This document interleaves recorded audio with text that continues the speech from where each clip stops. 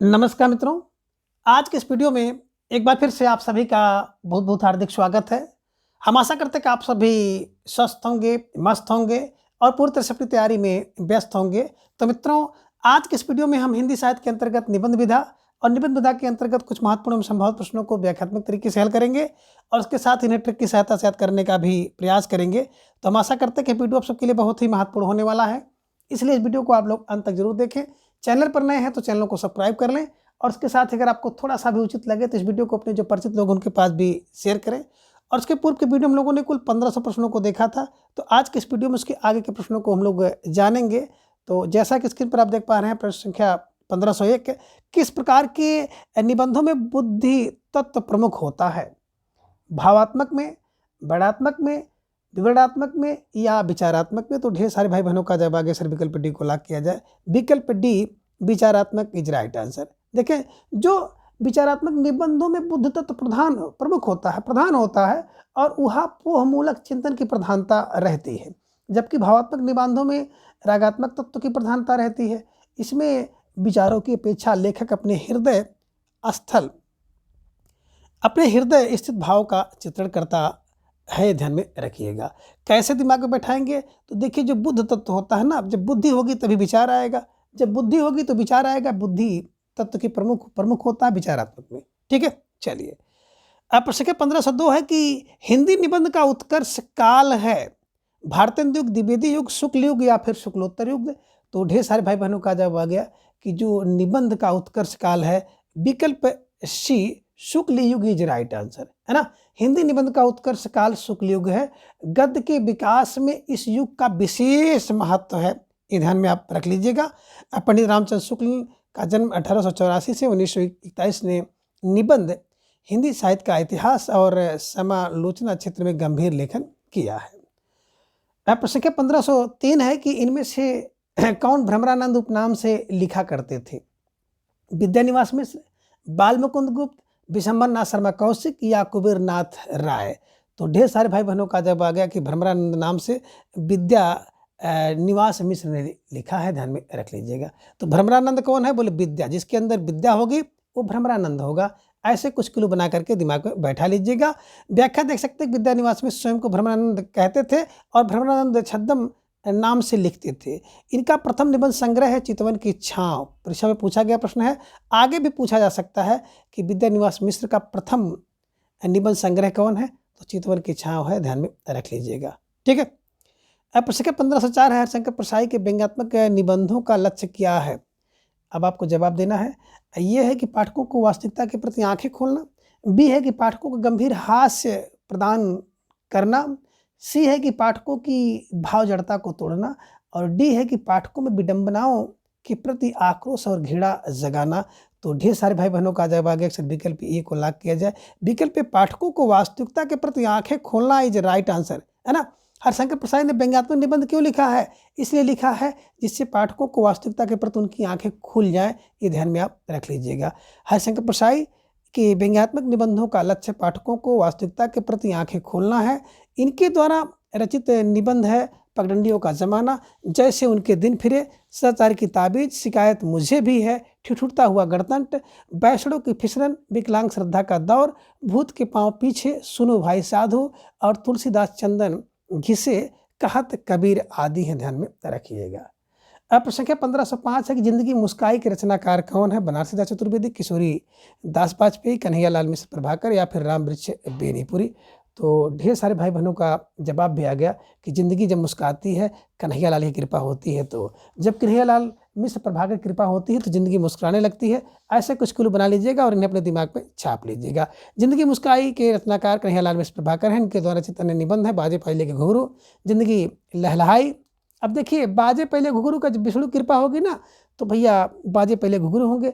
जिंदगी लहलहाने लगेगी जब कन्हैया लाल मिश्र प्रभाकर कृपा होगी। अब महके आंगन चाह के द्वार कब? जब कन्हैया लाल मिश्र प्रभाकर होते हैं।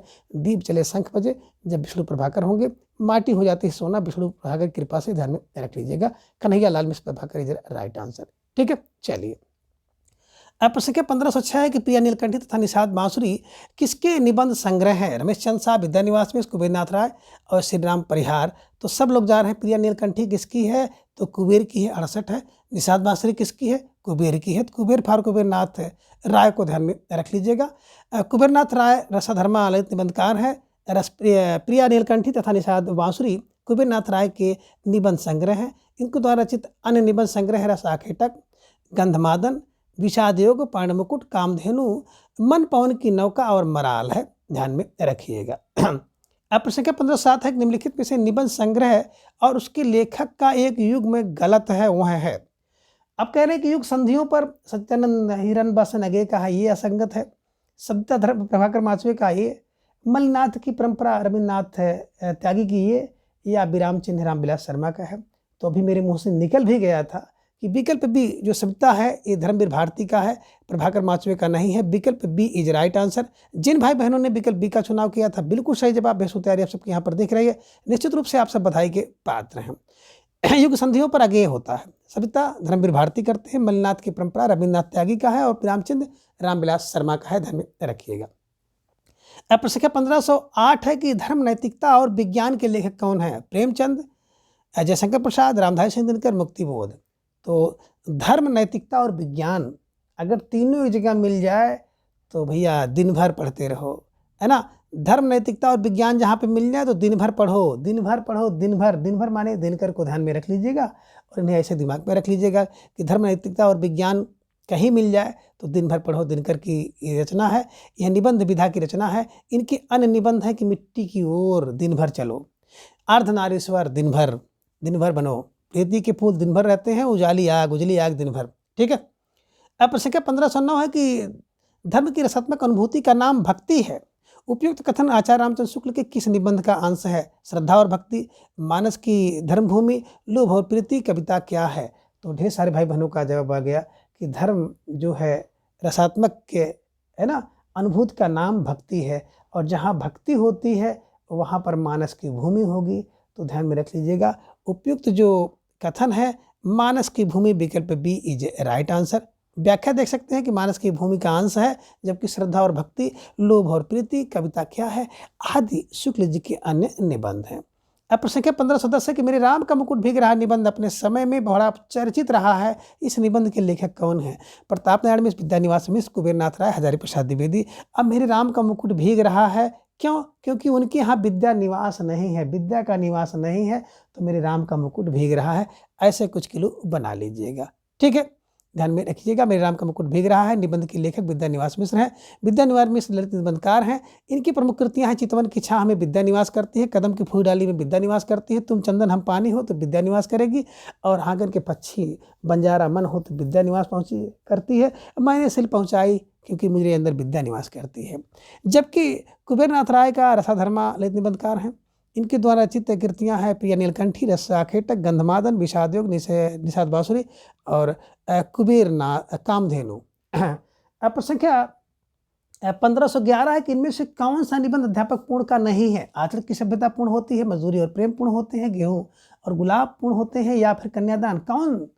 तो ढेर सारे भाई बहनों का जब अगर सिर्फ विकल्प सी को लाग किया जाए, गेहूं और गुलाब का वृक्ष होता है, मैंने आपको बताया था। आचरण की सभ्यता पूर्ण होती है, मजदूरी और प्रेम पूर्ण होता है, कन्यादान पूर्ण होता है, लेकिन गेहूं और गुलाब वृक्ष होता है। तो गेहूं और गुलाब रामबीर बिनपुरी जी की रचना है, ध्यान में रखिएगा। अध्यापक पूर्ण की रचना नहीं है। ठीक है।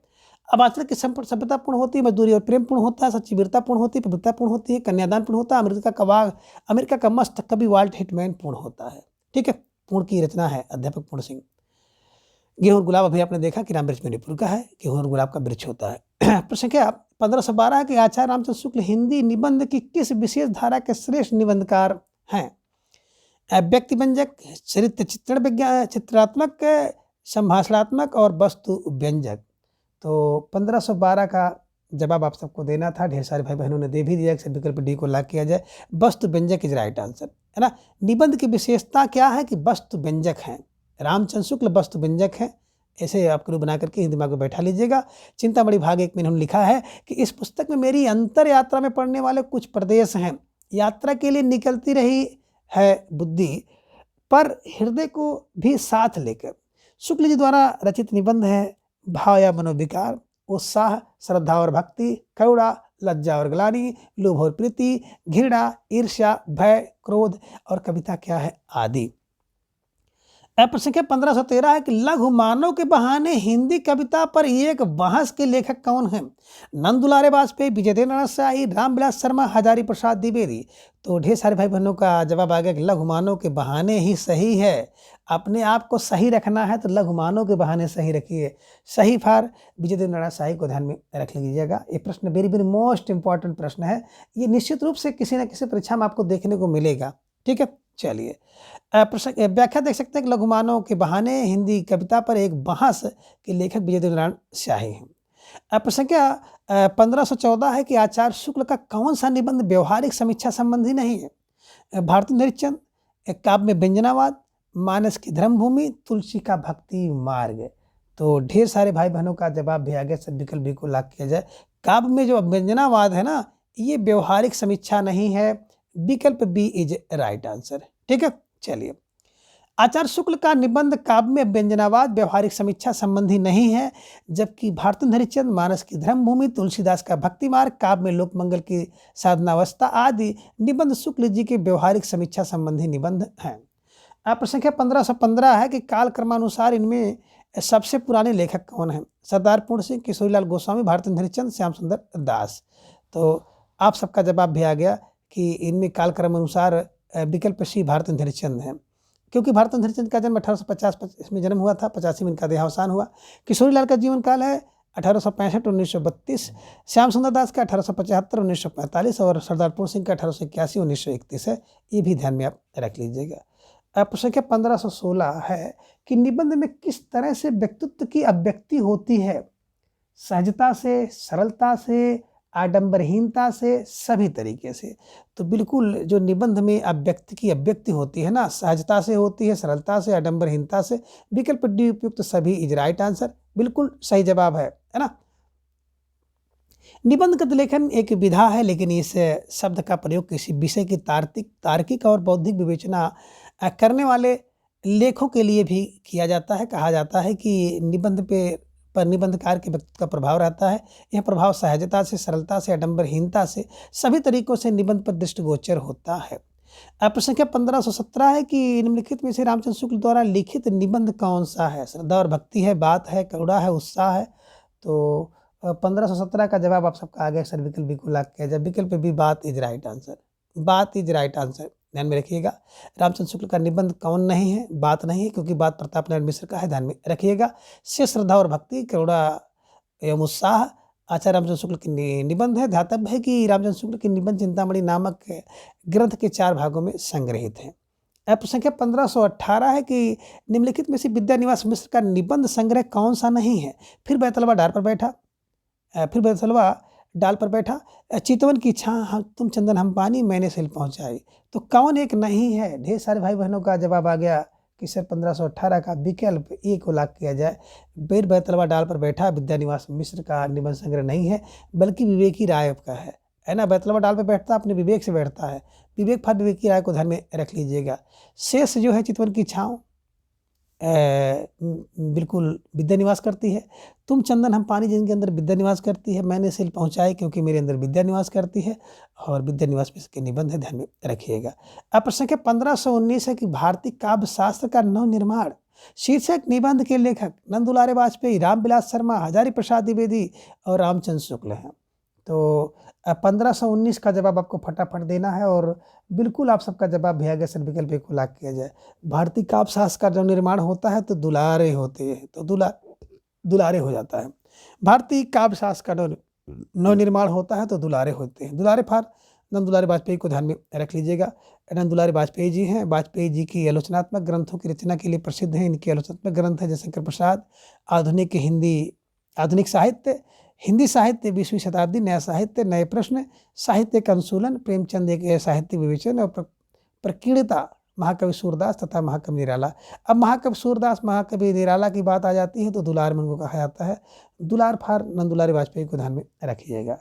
अब प्रश्न संख्या 1520 एक साहित्यकार की आस्था तथा अन्य निबंध ग्रंथ के रचनाकार जयशंकर प्रसाद, गे हजारी प्रसाद या फिर महादेव वर्मा।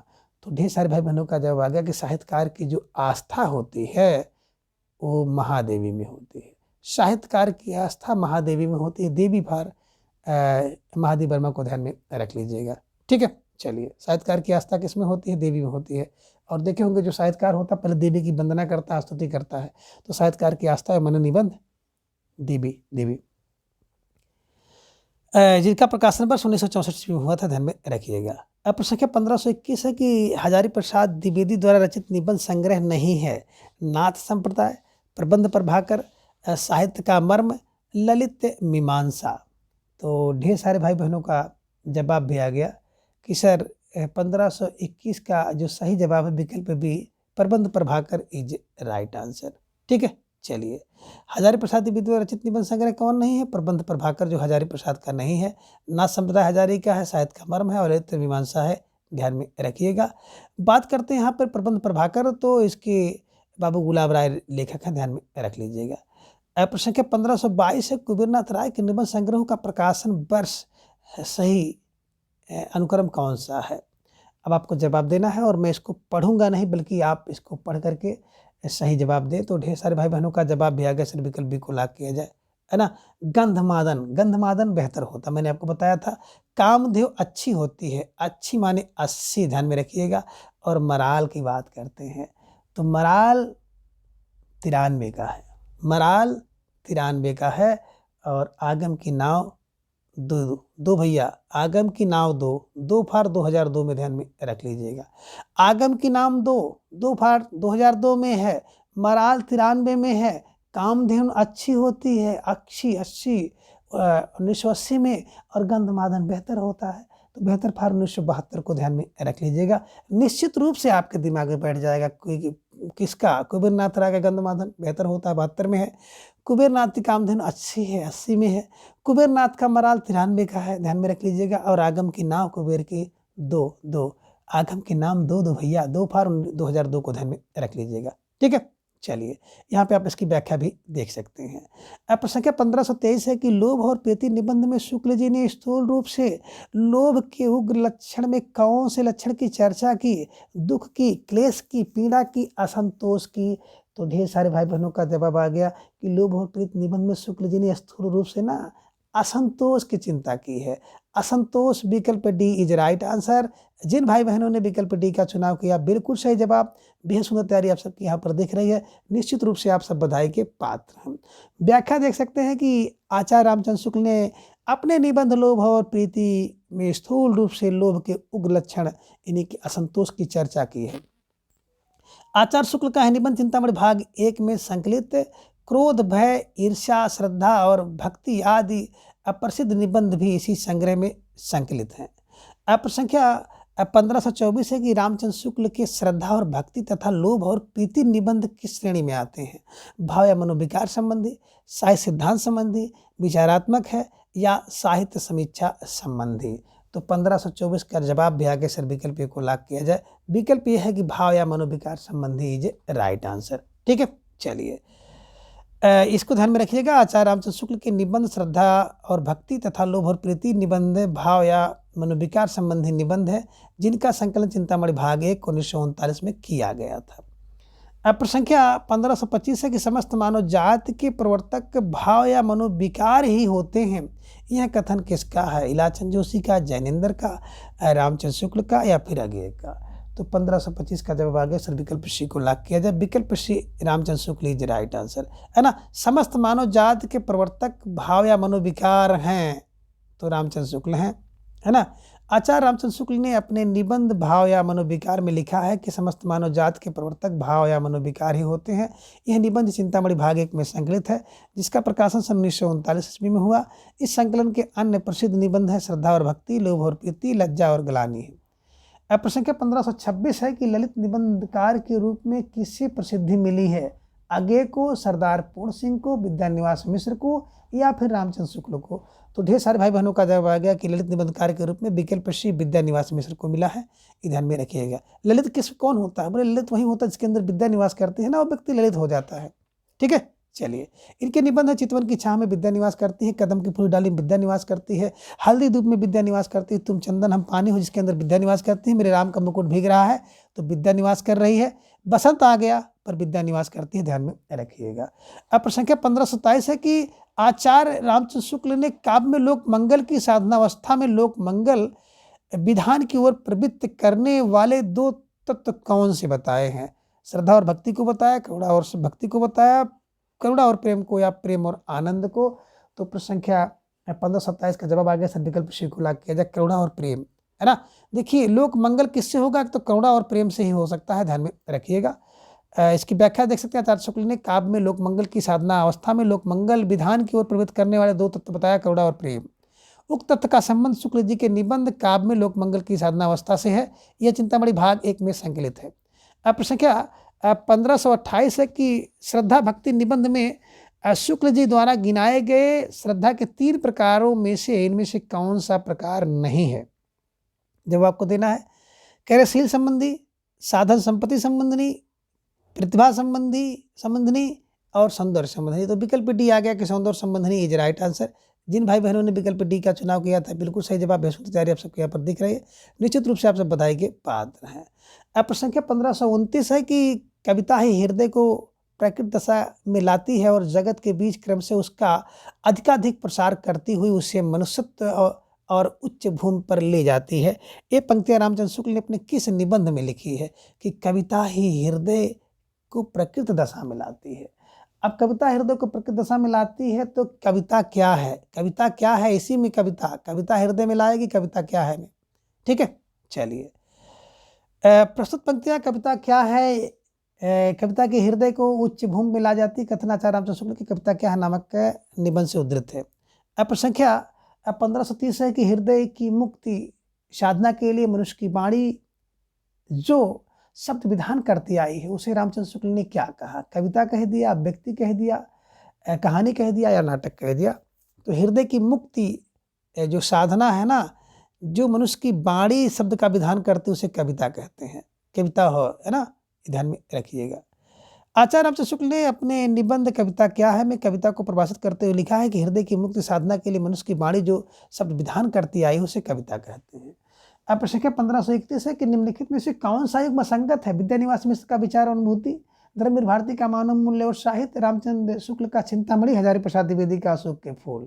तो ढेर सारे भाई बहनों का जवाब आ गया कि विचार और वितर्क, विचार और अनुभूति जो होती है ना वो डॉक्टर नागेंद्र के है। विचार और अनुभूति जो है डॉक्टर की होती है, विद्यानिवास मिश्र की नहीं है। यही असंगत था। तो जिन भाई बहनों ने विकल्प ए का चुनाव किया बिल्कुल सही जवाब है। सुंदर तैयारी आप सबके यहाँ पर दिख रही है, निश्चित रूप से आप सब लाख लाख बधाई के पात्र हैं। अब प्रश्न संख्या 1532 है कि काव्य में लोक मंगल की अवधारणा के स्थापक कौन थे? आचार्य नंद दुलारे वाजपेयी, आचार्य हजारी प्रसाद द्विवेदी, आचार्य शांतिप्रिय द्विवेदी, आचार्य रामचंद्र शुक्ल। तो 1532 का जवाब भी आ गया कि सर जो विकल्प है डी है, आचार्य Ramchandra Shukla is right answer. लोक मंगल की अवधारणा जो है ना राम ने किया है, राम फॉर रामचंद्र शुक्ल को ध्यान में रखिएगा, ठीक है। चलिए किया है। आचार्य नंद दुलारे वाजपेयी की प्रमुख छायावादी आलोचक हैं। हजारी प्रसाद द्विवेदी सांस्कृतिक विचारधारा के प्रमुख उपन्यासकार एवं शांतिप्रिय द्विवेदी प्रमुख आधुनिक हिंदी के आलोचक हैं। अब प्रश्न संख्या 1533 है कि शुक्ल जी ने ऐसा किस निबंध में कहा है कि हम मूर्ख, बलहीन और आलसी हो गए हैं, हमारा धन विदेश चला जाता है, रुपये का 1.5 पाव घी बिकता है, स्त्री शिक्षा का अभाव है। लोभ और प्रीति में कहा है, कविता क्या है में कहा है, मनोभाव या मनोविकार में कहा है, लज्जा और ग्लानि में कहा है। तो ढेर सारे भाई बहनों का जवाब आ गया कि सर विकल्प जो है बी को लाख किया जाए। विकल्प बी आचार्य रामचंद्र शुक्ल ने अपने निबंध कविता क्या है में कहा है, कविता क्या है में कहा है, ध्यान में रखिएगा। 1.5 भाव, हम मूर्ख, बलवान, आलसी, है ना, सब धन विदेश से कविता क्या है में कहा गया, ध्यान में रखिएगा। प्रश्न संख्या 1534 है कि निम्नलिखित में से कौन सा युग्म संगत है? हिंदी साहित्य की भूमिका राहुल शंकरतायन का, काव्य और कला तथा निबंध जयशंकर प्रसाद का, हिंदी काव्य धारा नामवर सिंह की और दूसरी परंपरा की खोज हजारी प्रसाद द्विवेदी की। तो इसमें देखेंगे कौन सा युग्म संगत है। तो आप सबका जवाब भी धीरे धीरे आ गया कि एक ही संगत है, वो है विकल्प बी कि काव्य और कला तथा निबंध जयशंकर प्रसाद के हैं। विकल्प बी इज राइट आंसर। से सभी असंगत हैं। इसकी व्याख्या देख सकते हैं कि हिंदी साहित्य की भूमिका हजार होती है, हजारी प्रसाद द्विवेदी का है। काव्य कला निबंध जयशंकर, काव्यधारा राहुल संकीर्तन का है, दूसरी परंपरा की खोज नामवर सिंह की है। अब प्रश्न संख्या 1535 है कि संस्कृत के 4 अध्याय किसकी रचना है? आगे की मुक्तिबोध की, जयशंकर प्रसाद की या दिनकर की? तो संस्कृत के 4 अध्याय दिन भर पढ़ो। दिन भर को मैंने दिनकर कहा है, ध्यान में रखिएगा, दिनकर को मैं दिन भर कहता हूँ। तो विकल्प डी, संस्कृत के 4 अध्याय दिन भर पढ़ो, दिनकर की है। संस्कृत के 4 अध्याय, काव्य की भूमिका, पंत और प्रसाद और मैथिली षडगुप्त, शुद्ध कविता की खोज आदि रामधारी सिंह दिनकर की रचनाएं हैं। कामायनी आंसू लहर करुणालय आज जयशंकर प्रसाद की हैं। हरी घास पर क्षण भर बाहरा वहरी, आंगन के पार द्वार आगे के हैं। ब्रह्मराक्षस याद का मुंह टेढ़ा आदि मुक्त बोध की कृतियां हैं। संस्कृत के 4 अध्याय 1959 में रामधारी सिंह दिनकर को साहित्य पुरस्कार भी प्राप्त है। अब प्रश्न संख्या 1536 है कि संस्कृत के 4 अध्याय के लेखक रामविलास शर्मा, नामवर सिंह, बहादुर सड़कवार, रामधारी सिंह दिनकर। अब संस्कृत के 4 अध्याय मिल जाए तो दिन भर पढ़ो, दिन भर, यानी कि रामधारी सिंह दिनकर, ध्यान में रखिएगा।